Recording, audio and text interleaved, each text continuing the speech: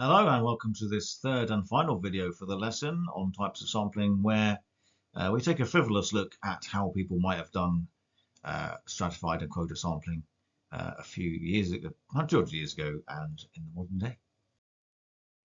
First things first, this isn't on the syllabus, this is just something I wrote for the sake of it, but it was because we were looking at different types of technology. So in the olden days, for example, they would have had to use a hat to get their random numbers, but these days we have calculators and computers and we can generate random numbers. So that's what got me thinking, let's have a look at how these things would have been performed, okay, in 200 years ago and in the modern day. So we start with stratified sampling in 1825. Okay, so let's say we've got 300 people living in a village, they would have done then, and 48% men, 50% women.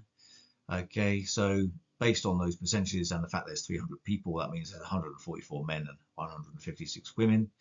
If we want a sample of 25, then we want 25 300ths of 144, which is 12, and 25 300ths of 156, which is 13.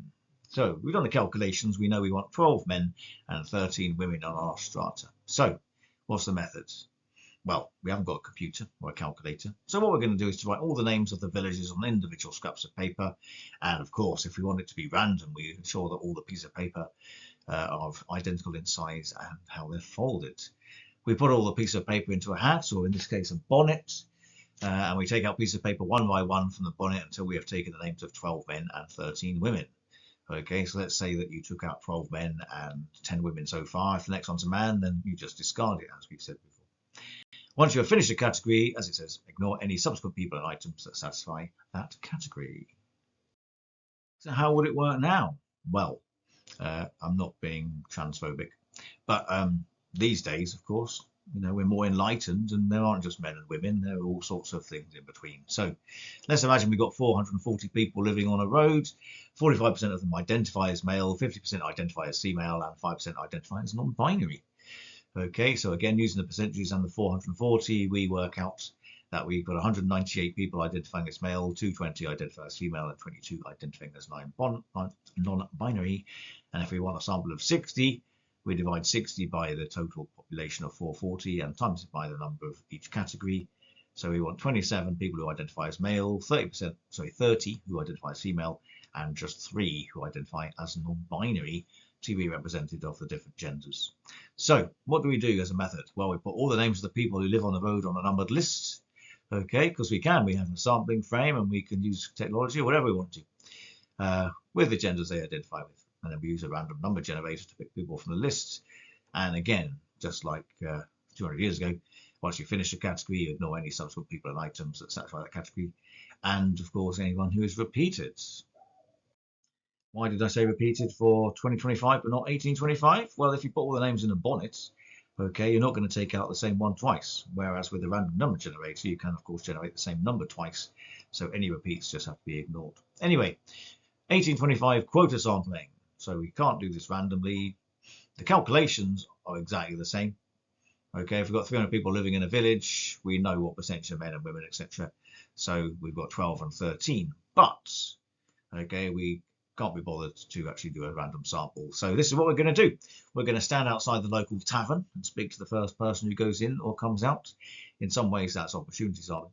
You continue until you have 12 men and 13 women. So that's sort of the main difference. And then because you've got your groups. And then once you finish a category, you ignore any subsequent people or items that satisfy that category and anyone who is repeated. Because again, just like a random number generator, but not like a bonnet, okay, someone might go in and out of that pub more than once, or that tavern more than once, okay, and you don't want to ask them the same question twice.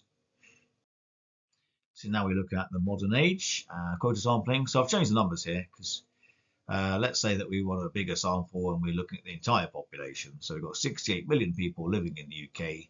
I've made up these percentages, but they're the same as before. 45% identifying as male, 50% as female, 5% as non-binary, and we want a sample of 700. Okay, so that means we want 45% of 700, which is 315.